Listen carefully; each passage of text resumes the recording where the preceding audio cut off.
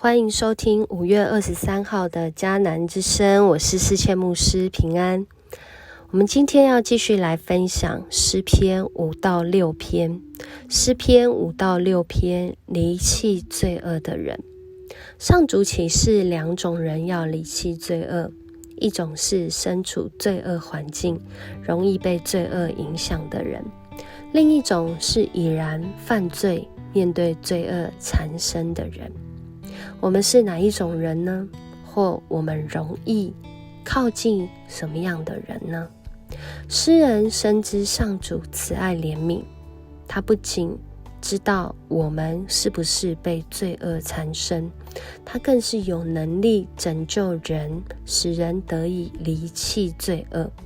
当我们发出求救的祷告，就像诗人一样的时候，其实这是我们等候得救的信号。因为诗人深深的相信，如同今天 RPG 祷告所说的经文，诗篇5篇12节所说的，上主啊，你赐福给正直的人，你的怜悯像盾牌保护他们。诗篇第5篇就讲到，当诗人他处在一个看来身边的人都在得罪上主的环境中，他祷告，而且是一早醒来就来向上主祷告，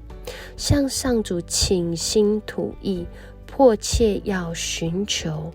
自己不陷入在罪恶之中。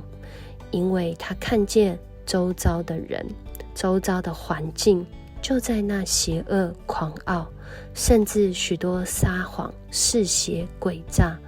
他说到上主的属性是不喜欢邪恶，是不容许罪恶，甚至是厌恶这一切与上帝属性相悖逆的。他来到上主的面前，他来祷告，因为他知道虽然身处在这样的环境，但上主有办法使人不陷于罪恶，使人不以恶报恶。上主有办法用他的怜悯像盾牌一样来保护那些寻求要走上主道路，也就是正直或是称为义的人。在第5篇讲到，面对在这样罪恶的环境中，诗人相信上主要来拯救。有人说这一篇诗篇传统上讲的就是大卫在逃避当时押沙龙要背叛他，好像要用自己的方法来决定谁来当王。在诗篇第5篇，大卫就祷告，这个祷告就讲到，这王位啊，有更大的王来掌管，就是上主。所以当他祷告的时候，他也是希望他自己不要以恶报恶，用他儿子的方式来回应他，而是寻求上主那正直、那属上帝的方式来回应他。所以他做这个祷告。而到了诗篇第6篇的时候，就讲到是这位诗人他曾经得罪上主，所以他面对到一个情况，就是我在罪恶当中，然而我在罪恶当中的这些挣扎，我仍然要到上主的面前。他一来到上主的面前，他就讲到，求你不要发怒谴责我，求你不要在烈怒下惩罚我，求你怜悯，因为我衰残，求你医治，因为我精力耗尽。诗人讲到自己的身心陷入在痛苦当中，他在罪恶当中，他感受到痛苦，他承认他自己做错，他要向上主求怜悯，因为他深深的知道上主爱他。也因为这样，他在这样的祷告当中，他也说到，作恶的人啊，走开，因上主已听见我的哀哭。作恶的人可能指的是让他作恶，或者是对他作恶的人，但另外一个可能讲的就是他自己，就是那作恶的人，好像自己在跟自己说话一样。作恶的人走开，因为上主已经听见自己的哀哭。当诗人来到上主的面前，不论是求那罪恶的环境离开他，还是求上主帮助自己离弃，不要继续深陷在罪恶之中，我们有听出这些祷告当中的盼望吗？这些祷告当中的盼望就是他相信上主不论在什么样的境况都能够帮助人离开罪恶，离弃罪恶，弃绝罪恶。所以无论有多大的罪恶，你相信吗？耶稣已为你，已为我来担当，他为我们钉上十字架，就是承担我们一切的罪恶，成为那个好像要献上的祭，为我们流血舍命，使我们不活在审判，不活在罪恶，甚至不活在黑暗中。然后他以复活的十架来告诉你慈爱怜悯的广大。复活的十架带来的不仅是罪恶不再能够胜过上帝的主权，